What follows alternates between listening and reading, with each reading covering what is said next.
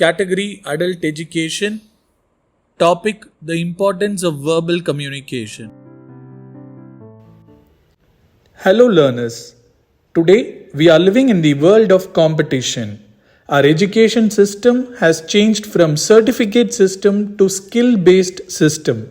So effective communication is the major skill required for adults to secure a good job or to grow up in their career. So learners, my question to you is, do you have effective communication skills? If not, don't worry, this audio is for you. Listen to it carefully to enhance your communication skills practically. Have you heard the quote, "First impression is the best impression"? Yes, people in this world judge you based on two factors. First, how you present yourself physically, and next, how you present yourself verbally, which means how you communicate with others. Today we are going to discuss the most important one, which is verbal communication. Verbal communication refers to sharing of ideas through spoken and written format. So communicating effectively in English is the most essential skill that adults require to secure employment. Let me tell you an example to understand the importance of effective communication. Divya is a final year engineering student who has got good academic records. She participates in the campus drive conducted in her college. She has cleared the first round, which is the aptitude round, with good scores. Now she is entering the interview process. Let us see what happens. Can I come, sir? Yes, come in. Please take your seat. Divya sits without thanking him for that. The interviewer asks for her resume and starts questioning. So Divya, tell me about yourself. Sir, myself Divya. I doing final year engineering. Divya now pauses for a while. Okay, can you tell me more about you? I am a good student, sir. The interviewer is confused and shocked. He wants to put more questions to make her talk. Where are you from, Divya? Kadalur, sir. Divya continues to give only short answers. The interviewer wants her to elaborate her answers, so he continues questioning. Okay, Divya, tell me something about your hometown. It is good place, sir. Divya does the same thing again. The examiner is surprised to see Divya, who has got good academic records and scored good marks in aptitude round, now struggles to communicate in English. The interviewer tries to help her by asking a few more simple questions. So Divya, what is your favorite sport? It is cricket, sir. Okay, then tell me, who's your favorite cricketer? Virat Kohli, sir. Expecting she would talk more about him, the interviewer comes up with the next question. Tell me what you know about him. He is also good, sir. The interviewer is really shocked. What do you think would be the result of Divya? Okay, wait.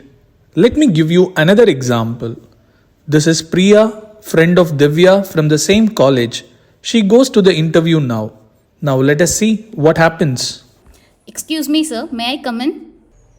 Yes, please. Priya gives her resume. Take your seat. Thank you, sir. Could you introduce yourself? Sir, I am Priya Srinivasan. You may call me as Priya. I come from Madurai, which is called the temple city of Tamil Nadu. It is in the southern part of India. Now I am doing my final year engineering. Good. Why should I hire you, Priya? I have good academic records and strong technical knowledge. I have done multiple internships in top companies. I also possess good communication skills and interpersonal skills. If I am selected, I will be a great asset to your company. That's impressive. The interviewer looks very much impressed. Now tell me, who would be selected? Both these students have got same kind of academic records, but the difference was in their communication. so you can understand how important communication is. Now, my next question is, how do I improve my communication, especially the verbal communication? Okay, let me give you 5 effective ways to improve your communication skills. Listen carefully. First one, focus on your basics. To be fluent in English, you should be strong enough in your basics. In order to frame correct sentences, we need to know the words and the sentence structure. Let me ask a few questions. Do you read storybooks? Your answer would be like, yes, I read storybooks, or no, I don't read storybooks, right? Now the next question is, did you read a storybook yesterday? See, the question is in past tense. So what would be the response? Yes, I read a storybook yesterday. Now what has changed? The verb read becomes read in past tense, even though it has the same spelling. In fact, around 70% of our conversation is in past tense, 20% is in present tense, and 10% is in future tense. So if you are just strong in your tense, you can avoid more mistakes while speaking in English.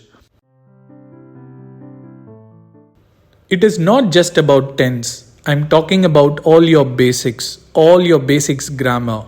So you need to brush up your basic grammar either by reading the appropriate books or using the digital platforms like YouTube.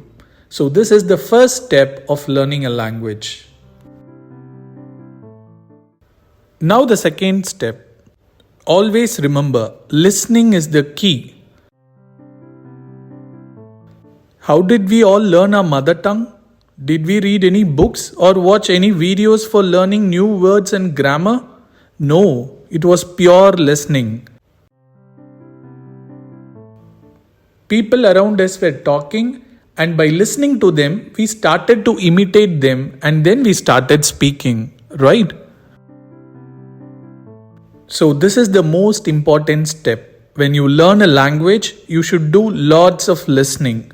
It could be in the form of videos, audios, podcasts, song, etc. Today we live in the digital era, and so we can use the digital platforms like YouTube's to enhance your language skill. Moving on to the third step, the most important one is to think in English. So how do I think in English? Most of the learners struggle in the accuracy part of the language. Many of them might be fluent, but their sentence structure would be wrong. It is because of the mother tongue influence. Stop translating your sentences from your mother tongue to English. Instead, start thinking in English. Maybe in the initial stages, you might find it difficult, but as time goes on and you practice more, you will be able to think in the language itself. The last step and the most important one is called habitual learning of the language. Many learners memorize the words and grammar rules, but they don't apply them in real life situation. Habitual learning is the process of applying your language skills in your day-to-day activities. For example, many learners tell me that they don't have people to talk or converse in English. But I can tell you something.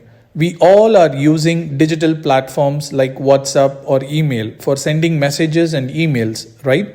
So are we doing it in proper English? No, right? So start sending short messages in English with proper sentence structure and grammar instead of mixing your mother tongue. Moreover, start making short conversation with others like friends, family members, teachers, colleagues, etc. So learners, these are the easy and effective methods to improve your verbal communication. Start following them today, learn consistently, and make English as a habitual part of your life.